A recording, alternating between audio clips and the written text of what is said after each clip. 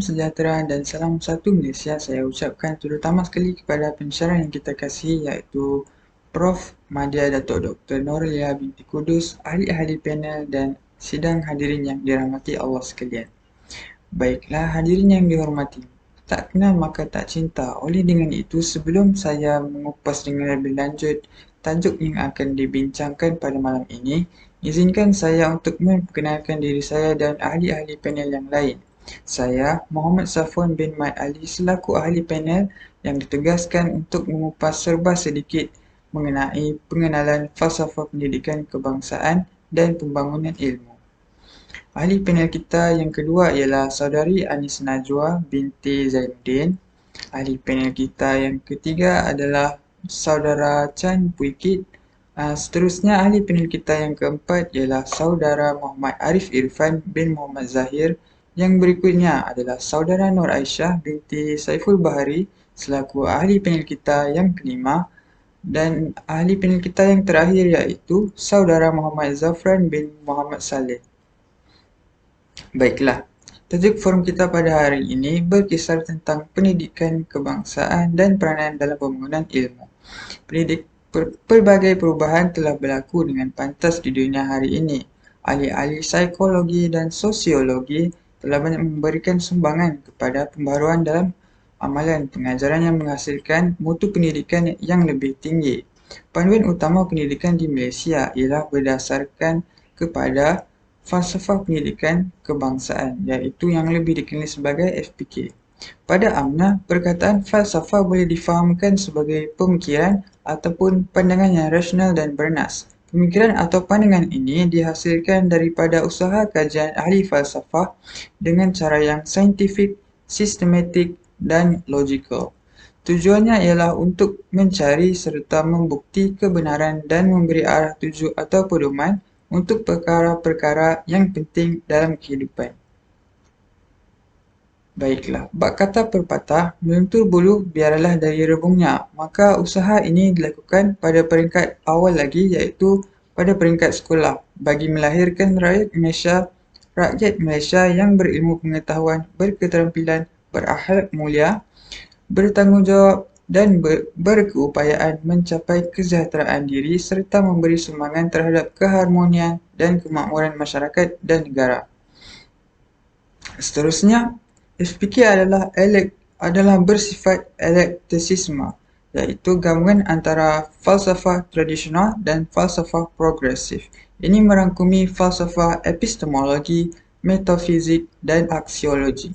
Dengan ini, FPK dapat melahirkan insan-insan yang seimbang, harmonis, yang memiliki sahsiah yang sepadu apabila semua potensi dirinya dikembangkan secara selaras, menyeluruh dan harmonis.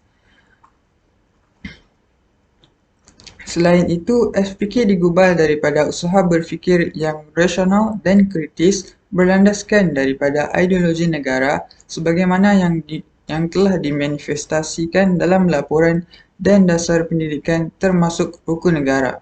Inspirasi ini diambil daripada proses pembangunan bangsa dan negara yang agak panjang kerana apa jua yang digariskan dalam falsafah amat berkait rapat dengan perkembangan dunia Islam dan pembangunan negara Malaysia.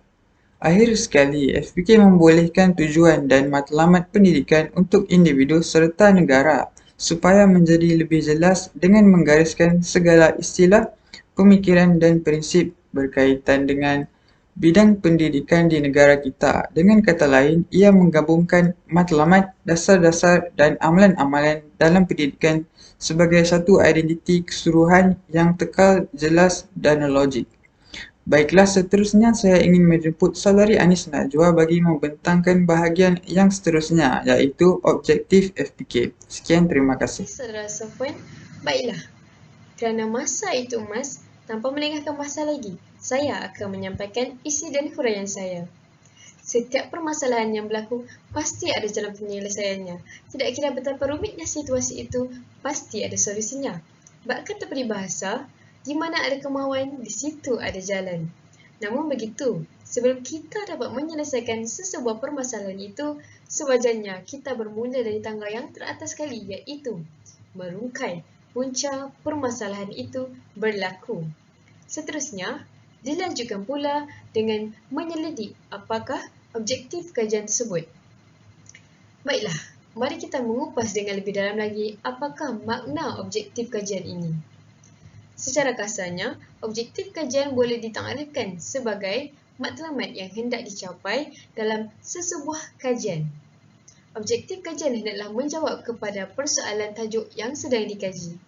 Baiklah, kembali kepada tajuk forum kita pada hari ini, iaitu falsafah pendidikan kebangsaan dan peranan dalam pembangunan ilmu. Objektif bagi kajian tersebut adalah yang pertama, mengenal pasti tahap pengetahuan mahasiswa terhadap FPK dalam pembangunan ilmu. Mengapa kita perlu menitikberatkan tahap pengetahuan anak muda pada era ini? Hal ini kerana pendidikan adalah teras kepada kehidupan yang sejahtera dan dinamik. Tuntutlah ilmu dari buayan hingga ke liang lahat dan ilmu jabatan hidup. Itulah dua kata yang membuktikan bahawa ilmu sangat penting dalam kehidupan manusia. Dalam zaman ini, jika seseorang itu tidak mempunyai ilmu, mereka akan mengalami kesusahan dan mereka akan ketinggalan. Untuk memperolehi serta mendalami ilmu, kita perlu berusaha dengan lebih gigih kerana ilmu tidak datang sendiri. Bak kata pepatah Melayu, yang bulat tidak datang menggulik dan yang pipih tidak datang melayang. Seterusnya, objektif kedua bagi kajian ini adalah mengenal pasti faktor-faktor pembentukan FPK. Kita haruslah mengambil tahu bagaimanakah pembentukan falsafah pendidikan kebangsaan ini dapat memberi impak yang positif kepada masa hadapan segenap lapisan masyarakat dan juga negara. Hal ini demikian kerana kepribadian seseorang itu mempengaruhi kejayaan sesebuah negara. Tanpa pegangan diri yang kuat, maka semakin musnahlah jati diri seseorang itu. Demi menjamin masa depan negara, kita sewajarnya mempraktikkan masyarakat untuk mengamalkan nilai-nilai murni dalam kehidupan seharian. Senario ini persis dengan peribahasa Melayu, iaitu seberapa panjang sarung, begitulah panjang matanya, yang membawa maksud perangai atau perkataan yang baik atau jahat menunjukkan sedikit sebanyaknya ilmu seseorang itu. Diikuti dengan objektif yang seterusnya, mengkaji kesan dan langkah merealisasikan FPK. Bagi menjayakan falsafah pendidikan kebangsaan ini, kita hendaklah mencari pelbagai inisiatif yang merangkumi pelbagai aspek. Sebagai contoh, bagaimanakah kita ingin menerapkan ilmu FPK ini kepada generasi masa kini? Memandangkan zaman kini sudah maju ke hadapan dan segalanya sudah berada di hujung jari. Bak kata pepatah, dayung sudah di tangan, perahu sudah di air. Maka, kita juga harus mengubah inisiatif untuk menarik minat anak muda seperti mengadakan festival yang berunsurkan FPK dengan pelbagai aktiviti dan hadiah yang menarik. Perkara ini haruslah dipupuk sejak dari usia yang kecil, persis dengan peribahasa kemana tumpahnya kuah kalau tidak ke nasi. Itu sahaja sedikit sebanyak huraian tentang objektif kajian saya yang dapat saya kongsikan kepada anda hari ini. Seterusnya, dipersilakan kepada panel kita yang ketiga pada hari ini, iaitu saudara Chan Pui Kit.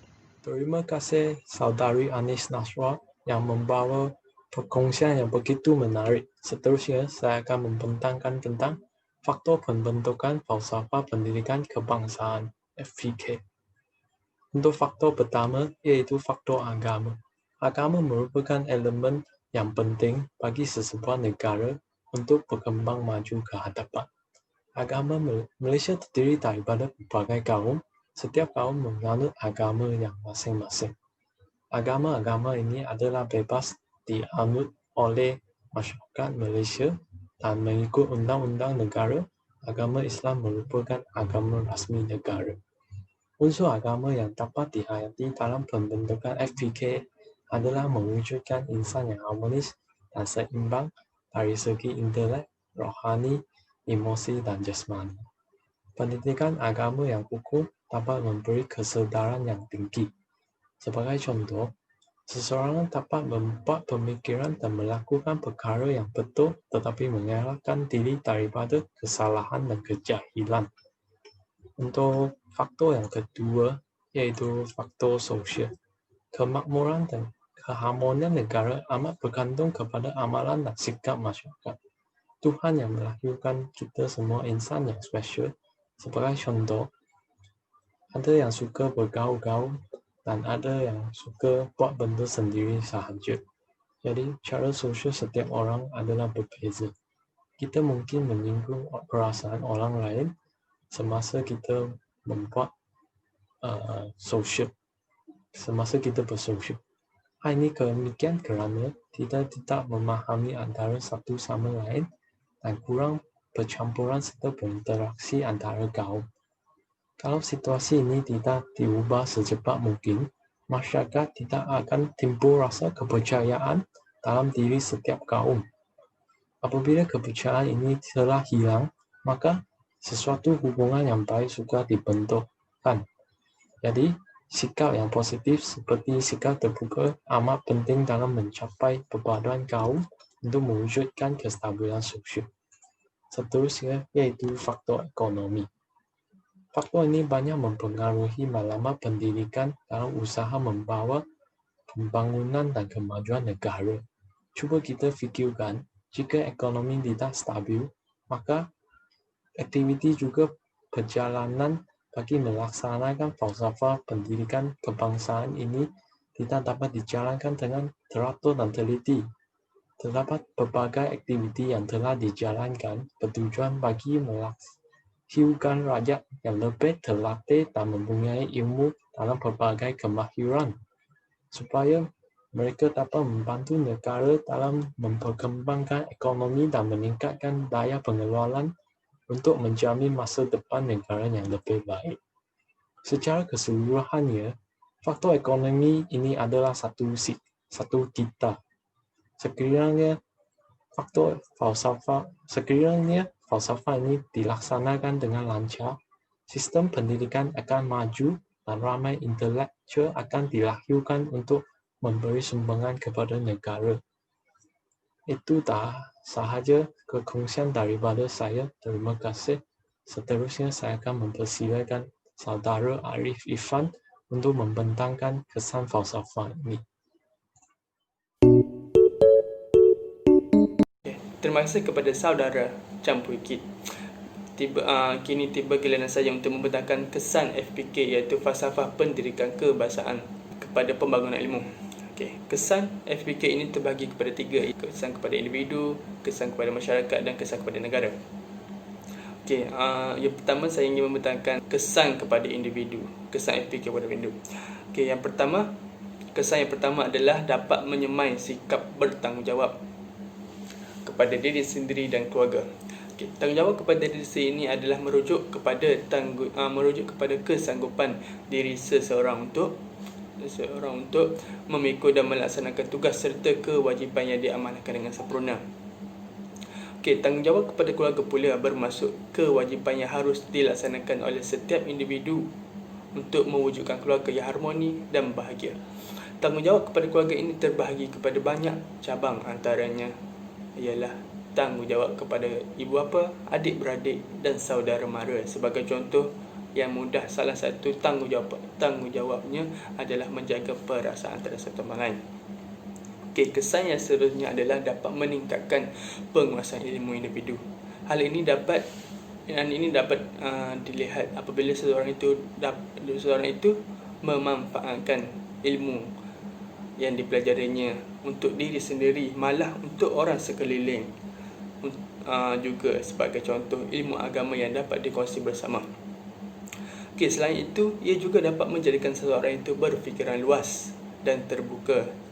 Contohnya, seseorang itu mempunyai fikiran yang berkebolehan untuk menerima idea-idea dan hujah-hujah baru, atau lebih tepat lagi dapat menerima teguran daripada orang lain dengan hati yang terbuka. Kesan yang ketiga adalah dapat melahirkan insan yang berwibawa. Insan yang berwibawa ini dapat menghayati nilai-nilai kerohanian, kemanusiaan dan kewarganegaraan dengan mempunyai daya ketahanan diri yang kuat untuk menghadapi cabaran hidup. Kesan FPK ini kepada masyarakat dan negara pula ialah antaranya dapat menjamin masa depan negara. Ini dapat dijelaskan FPK, iaitu falsafah pendidikan kebangsaan, dapat melahirkan rakyat yang dapat menguasai ilmu sains, matematik, teknologi dan bahasa Inggeris untuk berdaya saing di negara lain. Kesan yang seterusnya adalah dapat melahirkan masyarakat yang berwawasan tinggi. FPK ini juga dapat melahirkan golongan muda yang mempunyai cita-cita tinggi untuk menjadikan negara kita lebih maju. Remaja yang berwawasan seharusnya mempunyai semangat patriotik yang tinggi dan cinta akan negara, sekaligus akan menjadi bakal pemimpin negara yang berwibawa. Sebagai bakal pemimpin negara, sudah pasti mereka perlu sentiasa menjaga imej negaranya daripada tercemar dan menjadi bahan cemuhan masyarakat luar. Okey, kesan yang terakhir adalah kesan terakhir FPK kepada pembangunan negara adalah melahirkan masyarakat yang mahir dalam pelbagai bidang. Masyarakat yang sedang membangun perlu terus melengkapkan sumber manusia dengan pengetahuan dan kemahiran terkini bagi melahirkan modal insan yang mampu bertugas dalam semua sektor dan seterusnya memberi sumbangan terhadap pembangunan negara. Ini juga dapat membangun insan yang seimbang dari segi intelek, rohani, emosi dan jasmani. Okey, itu sahaja daripada saya. Saya serahkan kepada saudari Aisyah untuk meneruskan pembentangannya.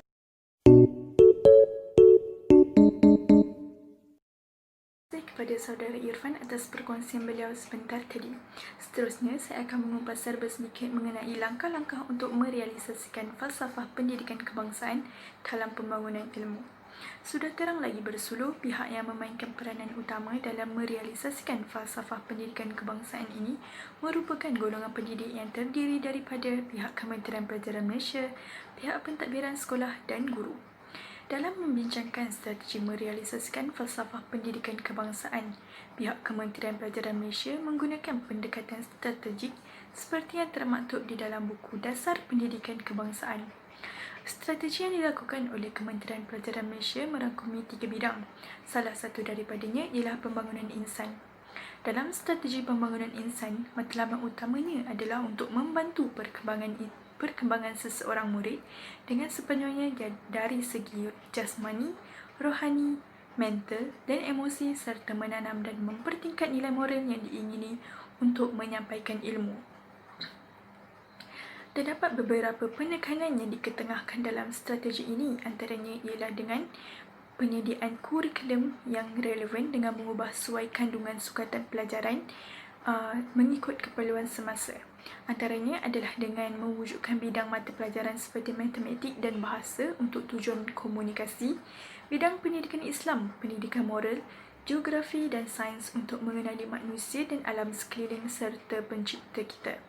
Bidang muzik, pendidikan jasmani dan kesihatan, co-kurikulum dan bidang-bidang kemahiran manipulatif adalah untuk memperkembangkan potensi individu secara bersepadu.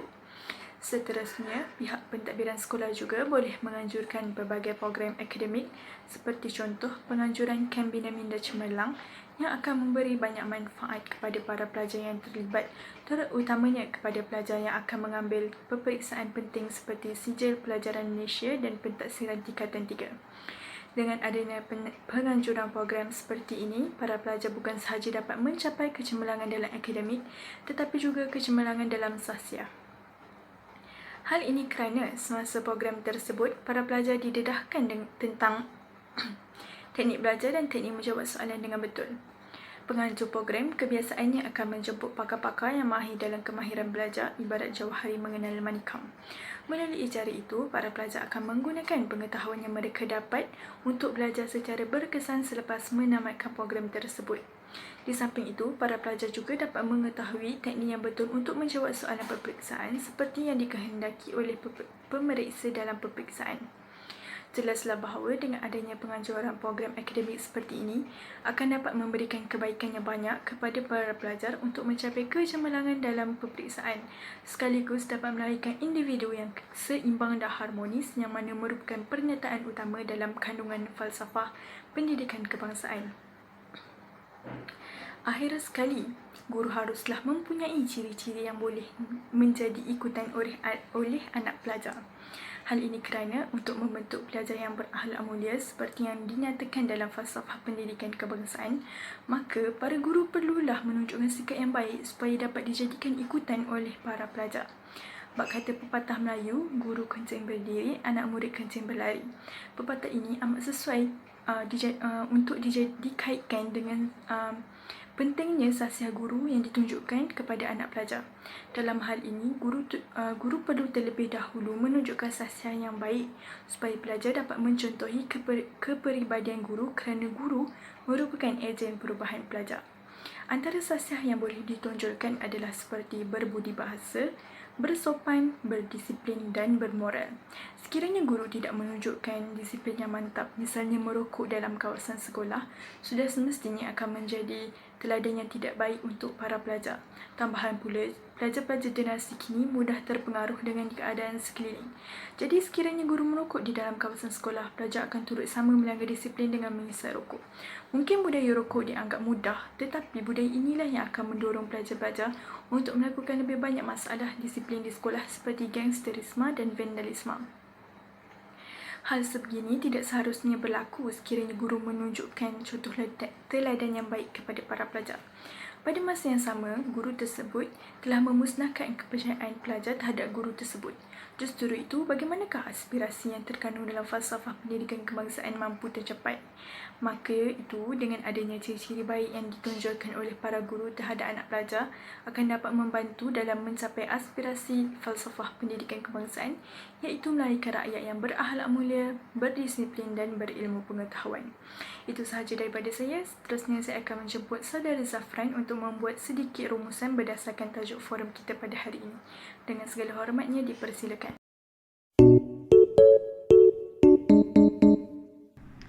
Terima kasih kepada panel kita tadi, iaitu Encik Aisyah, kerana telah menerangkan langkah terbaik yang boleh diambil bagi merealisasikan pembangunan ilmu di negara kita. Jadi saya selaku panel terakhir, saya akan membuat sedikit rumusan daripada tajuk yang kita bincangkan, iaitu prinsip falsafah pendidikan kebangsaan di negara kita. Okay. Seperti yang kita sedia maklum, FPK merupakan ataupun bertujuan untuk menjelaskan atau memperkembangkan lagi potensi individu ke tahap maksima. Oleh yang demikian, adalah sangat penting untuk setiap individu berpegang dengan teguh kepada FPK supaya sentiasa menjadi individu yang proaktif dan inovatif untuk memajukan lagi negara kita yang bertuah ini. Secara analoginya, FPK memainkan peranan yang cukup besar dalam pembangunan ilmu di negara kita. Kerana tanpa FPK, matlamat kita untuk mencapai atau menghasilkan individu yang berpotensi tinggi akan semakin sukar dan pudar kerana tiada panduan dan keselarasan dalam pembangunan ilmu di negara kita. Sebagai contoh, dengan adanya FPK ini, budaya membaca dapat ditingkatkan dalam kalangan masyarakat kita, yang mana pada akhir-akhir ini masyarakat kita kurang untuk membaca dan ini membuatkan mereka kurang bermaklumat dan tidak dapat mengeluarkan idea-idea yang lebih kritis. Selain itu, seperti yang dikatakan oleh panel kita yang ketiga tadi, iaitu panel Chan, FPK juga penting kerana ia akan mempengaruhi ekonomi negara. Kita tahu bagi menghasilkan atau menstabilkan ekonomi, kita memerlukan sesebuah organisasi yang kukuh dan juga mempunyai visi yang jelas terhadap masa hadapan sesebuah atau sesuatu perniagaan yang dijalankan. Perkara ini boleh dicapai dengan menerapkan FPK ini pada setiap pekerja yang bernaung di sebuah ataupun di sesebuah sektor ekonomi, supaya mereka sentiasa menjadi lebih peka terhadap pekerjaan yang mereka lakukan. Sebagai contoh, pada masa kini, negara kita telah dikejutkan dengan kehadiran virus yang sangat mudah bermutasi, yang mudah untuk berjangkit, yang mana dipanggil virus COVID-19. Jadi, Virus ini telah membuatkan negara kita mengalami krisis ekonomi yang agak membimbangkan. Jadi, membuatkan pekerja harus bekerja daripada rumah dan perlu mengeluarkan kreativiti mereka yang lebih tinggi untuk menjalankan pekerjaan mereka. Akhir kalam daripada saya sebagai seorang pelajar universiti, saya menyarankan dan memohon supaya kita sentiasa menerapkan prinsip falsafah pendidikan kebangsaan ini agar diri kita sentiasa menjadi bersemangat dan bersedia untuk mengharungi dugaan kehidupan pada masa yang akan datang yang lebih mencabar. Jadi, sebelum saya menghabiskan rumusan saya, izinkan saya untuk memberikan serangkap dua pantun. Jalur gemilang bendera kita megah berkibar di pagi hari. Selalu kita berdoa padanya supaya negara sentiasa sejahtera. Bintang barat terbit petang, bintang timur terbit pagi. Jika tidak, darat panjang, ada umur ketemu lagi. Jadi, terima kasih daripada saya. Assalamualaikum warahmatullahi wabarakatuh.